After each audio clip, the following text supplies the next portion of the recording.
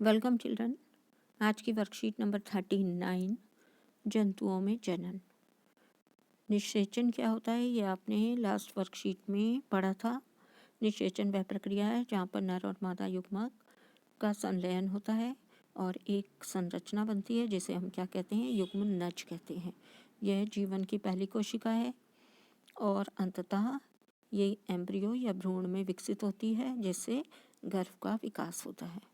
जंतुओं में निषेचन की प्रक्रिया दो तरीकों से होती है, बाहरी निषेचन और आंतरिक निषेचन। बाहरी निषेचन क्या होता है? निषेचन बाहरी रूप से होता है जिसमें अंडाणु और शुक्राणु का संलयन मादा के शरीर के बाहर होता है। ऐसे निषेचन को हम बाहरी निषेचन कहते हैं।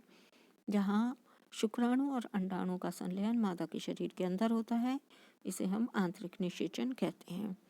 जंतुओं को हम दो समूहों में बांट सकते हैं, नंबर 1 अंडप्रजक और नंबर 2 जरायुज। तो अंडप्रजक क्या होते हैं बच्चों? अंडप्रजक वो जंतु होते हैं जो अंडे देते हैं। इनमें भ्रूण का विकास बाहरी साधनों से होता है।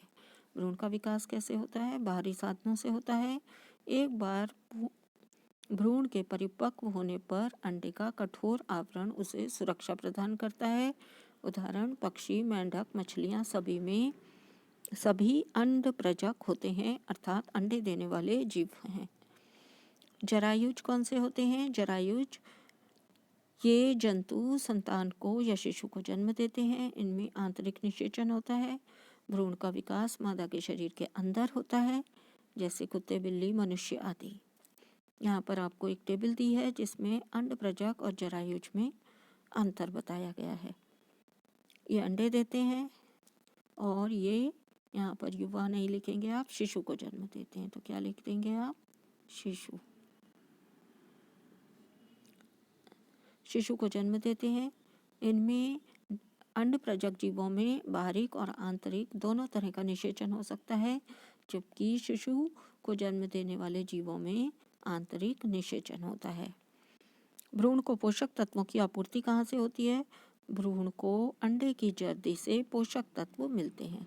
तो भ्रूण को अंडे की जर्दी से पोषक तत्व मिलते हैं, जबकि जरायुज में या शिशु को जन्म देने वाले जीवों में भ्रूण को मां से पोषक तत्व मिलते हैं।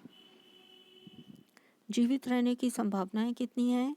चूँकि बाहरी आवरण में अंडे रखे जाते हैं तो वो डिस्ट्रॉय हो सकते हैं या बाहरी वातावरण में कभी कभी अंडे किसी के द्वारा, किसी अन्य जीव द्वारा खा लिए जाते हैं या टूट फूट भी हो सकती है।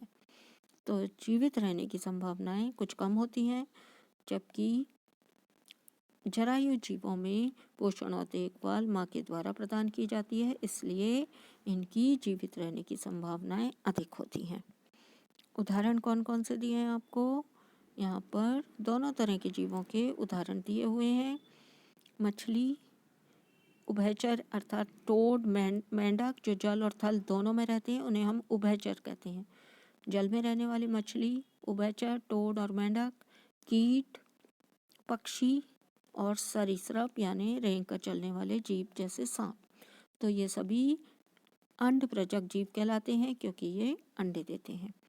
मनुष्य, कुत्ता, हाथी, बिल्ली, बंदर और शेर, चीते ये सभी जरायुज कहलाते हैं क्योंकि ये शिशु को जन्म देते हैं।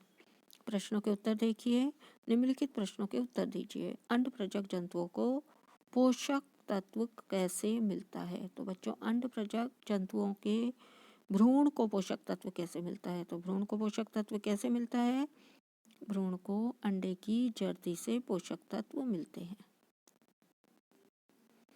अंडप्रजक और जरायुज जंतुओं के बीच अंतर स्पष्ट कीजिए। दोनों में क्या अंतर है? अंडप्रजक जो जीव अंडे को जन्म देते हैं या अंडे देने वाले जीवों को हम अंडप्रजक कहते हैं, और जो जीव शिशु को जन्म देते हैं उन्हें हम जरायुज कहते हैं। दोनों के उदाहरण आप लिख सकते हैं। मछली, मेंढक, कीट, पक्षी आदि अंडप्रजक होते हैं, जबकि मनुष्य, कुत्ता, बिल्ली, बंदर आदि जरायुज होते हैं। निम्नलिखित जानवरों को अंडप्रजक और जरायुज में वर्गीकृत कीजिए। तो कौन कौन से जीव आपको दिए हुए हैं? कीड़े। तो कीड़े कौन होते हैं बच्चों? कीड़े अंडप्रजक होते हैं। बाघ जरायुज होता है, शिशु को जन्म देता है। मछली भी अंडप्रजक होती है। मनुष्य जरायुज होता है। तो जिन पर गोले लगाए गए हैं ये कौन से हैं? अंडप्रजक हैं।